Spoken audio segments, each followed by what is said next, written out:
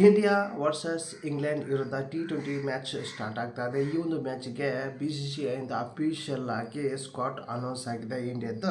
Friend, total ಆಗಿ ಈ ಒಂದು ಸ್ಕ್ವಾಡ್ನಲ್ಲಿ ಯಾರ್ಯಾರಿದ್ದಾರೆ ಅನ್ನೋದು ಈ ಒಂದು ವಿಡಿಯೋದಲ್ಲಿ ಕಂಪ್ಲೀಟಾಗಿ ತಿಳಿಸ್ಕೊಡ್ತೀನಿ. ಹಾಗೆ ನೀವ್ಯಾರ ಫಸ್ಟ್ ಟೈಮ್ ನನ್ನ ಚಾನಲ್ ನೋಡ್ತಾ ಇದ್ದಿರಲ್ಲ, ನೋಡೋರೆಲ್ಲ ಒಂದು ಸಬ್ಸ್ಕ್ರೈಬ್ ಬಟನ್ ಪ್ರೆಸ್ ಮಾಡಿ, ಹಾಗೆ ಬೆಲ್ ಐಕಾನ್ ಕೂಡ ಪ್ರೆಸ್ ಮಾಡಿ.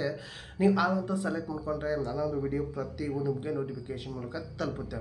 ಫ್ರೆಂಡ್ ಟೋಟಲ್ ಆಗಿ ನೋಡೋರು ಬನ್ನಿ ಇಂಡಿಯನ್ ಸ್ಕ್ವಾಡ್ ಹೇಗಿದೆ ಅನ್ನೋದು. ಫ್ರೆಂಡ್ ಟೋಟಲ್ ಆಗಿ ಸೂರ್ಯಕುಮಾರ್ ಯಾದವ್ ವೈಸ್ ಕ್ಯಾಪ್ಟನ್ ಆಗಿ ಈ ಒಂದು T20 ಮ್ಯಾಚ್ಗೆ ನಾಯಕನಾಗಿ ಮುನ್ನಡೆಸ್ತಿದ್ದಾರೆ ಮ್ಯಾಚು.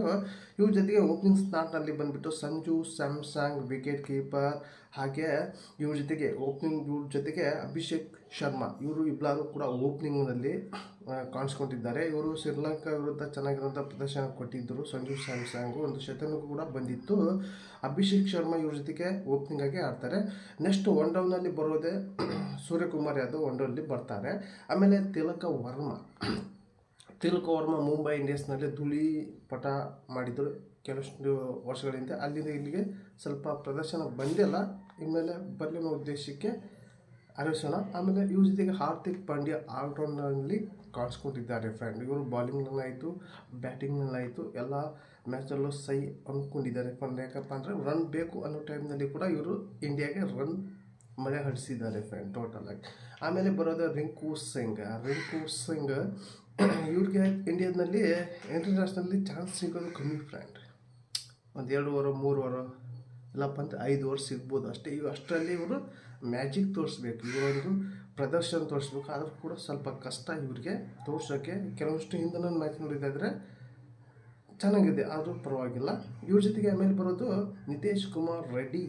ಇವರು T20ಗೆ ಡೆಬ್ಯೂನಲ್ಲಿ ಸ್ಕ್ವಾಡ್ನಲ್ಲಿದ್ದಾರೆ, ಅಂದರೆ ಪ್ಲೇಯಿಂಗ್ 11ನಲ್ಲೆಲ್ಲ ಸ್ಕ್ವಾಡ್ನಲ್ಲಿ ಡೆಬ್ಯೂ ಆಗಿದ್ದಾರೆ. ಫ್ರೆಂಡ್, ನಿತೇಶ್ ಕುಮಾರ್ ರೆಡ್ಡಿ T20 ಸರಣಿಗೆ ಚೆನ್ನಾಗಿರುವಂಥ ಪ್ರದರ್ಶನ ಕೊಟ್ಟಿದ್ದಾರೆ ಹೈದರಾಬಾದ್ ಟೀಮ್ನಲ್ಲಿ. ಇಲ್ಲೂ ಕೂಡ ಚೆನ್ನಾಗಿರುವಂಥ ಪ್ರದರ್ಶನ ಕೊಡ್ತಾರೆ ಅನಿಸುತ್ತೆ ಫ್ರೆಂಡ್. ಯಾಕಪ್ಪ ಅಂದರೆ ಇವತ್ತು ಟೆಸ್ಟ್ನಲ್ಲಿ ಇವರೊಂದು ಪ್ರದರ್ಶನ ನೋಡಿದ್ವಿ.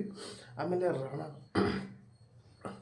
ಹರ್ಷಿತ್ ರಾಣಾ ಇವರು ಬಾಲಿಂಗ್, ಇವರು ಡೆಬ್ಯೂ ಇದಕ್ಕಿಂತ ಮುಂಚೆ ಸೆಲೆಕ್ಟ್ ಆಗಿದ್ದರು. ಇವರು ಡೊಮೆಸ್ಟಿಕ್ನಲ್ಲಿ IPLನಲ್ಲಿ ಸ್ವಲ್ಪ ಚೆನ್ನಾಗಿರುವಂಥ ಬಾಲಿಂಗ್ ಪ್ರದರ್ಶನ ಕೊಟ್ಟಿದ್ದರು, ಹಾಗಾಗಿ ಇವ್ರನ್ನ ಕೂಡ ಆಯ್ಕೆ ಮಾಡಿಕೊಂಡಿದೆ. ನೆಕ್ಸ್ಟ್ ಇವ್ರ ಜೊತೆಗೆ Hardeep Singh, death facility bowler. ಇವರು ಫಸ್ಟು ಪವರ್ ಪ್ಲೇಯಲ್ಲಿ ರನ್ ಕಟ್ ಹಾಕ್ತಾರೆ, ಲಾಸ್ಟಿಗೂ ಕೂಡ ಚೆನ್ನಾಗಿರುವಂಥ ವಿಕೆಟೇ ತೆಗೆದು ರನ್ನು ಕೂಡ ಕಡಿವಾಣ ಹಾಕ್ತಾರೆ ಫ್ರೆಂಡ್. ಆಮೇಲೆ ಇವ್ರ ಜೊತೆಗೆ ಬರೋದು ಮೊಹಮ್ಮದ್ ಶಮಿ, 2 ವರ್ಷ ನಂತರ ಅಂದರೆ 1.5 ವರ್ಷದ ನಂತರ ಇಂಡಿಯಾಕ್ಕೆ ಕಮ್ಬ್ಯಾಕ್ ಮಾಡಿದ್ದಾರೆ. ಗ್ರೇಟ್ ಕಮ್ಬ್ಯಾಕು. ಇಂಜುರಿಯಿಂದ ಸ್ವಲ್ಪ ಸಮಸ್ಯೆಯಿಂದ ಇವರು ಆಡೋಕ್ಕೆ ಬಂದಿದ್ದಿರಲಿಲ್ಲ, ಈಗ ಇವ್ರಿಗೆ ಚಾನ್ಸ್ ಸಿಕ್ಕಿದೆ. T20ಗೆ ಪ್ಲೇನ್ 11ರಲ್ಲಿ ಇರುವಂಥ ಚಾನ್ಸಸ್ ಇರುತ್ತೆ ಫ್ರೆಂಡ್, ನೋಡೋಣ ಏನಾಗುತ್ತೆ. ಆಮೇಲೆ ನೆಕ್ಸ್ಟು ವರುಣ್ ಚಕ್ರವರ್ತಿ, ಇವರು ಸ್ಪಿನ್ ಮೋಡಿ IPLನಲ್ಲಿ ಕೂಡ ಚೆನ್ನಾಗಿರುವಂಥ ಪ್ರದರ್ಶನ ಕೊಟ್ಟಿದ್ದರು. ಇಲ್ಲಿ ಕೂಡ ಇವರ ಒಂದು ಪ್ರದರ್ಶನ ಬರುತ್ತೆ ಅಂದ್ಕೊಂಡಿದ್ದೀನಿ. ಆಮೇಲೆ ರವಿ ವಿಷ್ಣು ಶ್ರೀಲಂಕಾ ವಿರುದ್ಧ ಮ್ಯಾಚ್ನಲ್ಲಿ ಚೆನ್ನಾಗಿರುವಂಥ ವಿಕೆಟೇ ತಗೊಂಡಿದ್ದರು. ಒಂದು ಸೋಲುವಂಥ ಮ್ಯಾಚನ್ನು ಕೂಡ ಗೆಲ್ಲಿಸಿದ್ರು ಇವರ ಒಂದು ಪ್ರದರ್ಶನ ಕೂಡ ಚೆನ್ನಾಗಿರುತ್ತೆ ಇಂಡಿಯಾ ಟೀಮ್ಗೆ. ಆಮೇಲೆ ವಾಷಿಂಗ್ಟನ್ ಸುಂದರ್ ಆಲ್ರೌಂಡರ್ ಇರ್ತಾರೆ, ಸ್ಪಿನ್ನಲ್ಲೂ ಇರ್ತಾರೆ ಫ್ರೆಂಡ್. ಇವರು ಎಲ್ಲರೂ ಕೂಡ ಚೆನ್ನಾಗಿರುವಂಥ ಪ್ರದರ್ಶನ ಕೊಟ್ಟಿದ್ದರು. ನಾನು ನೋಡಿದ್ದೀನಿ ಇವರಿಗೆ IPLನಲ್ಲಿ RCB ವಿರುದ್ಧನೂ ಕೂಡ ಇವರು ಆಡಿದರು ಕೆಲವಷ್ಟು ವರ್ಷದ ಹಿಂದೆ. ಆಮೇಲೆ ಮೊನ್ನೆ ತಾನೇ ಟೆಸ್ಟ್ನಲ್ಲಿ ರನ್ನು ಕೂಡ ಚೆನ್ನಾಗಿ ಮಾಡಿದರು, ಪರವಾಗಿಲ್ಲ. ಇವರು ಸೆಲೆಕ್ಟ್ ಮಾಡಿದ್ದು ಓಕೆ. ಆಮೇಲೆ ಧ್ರುವ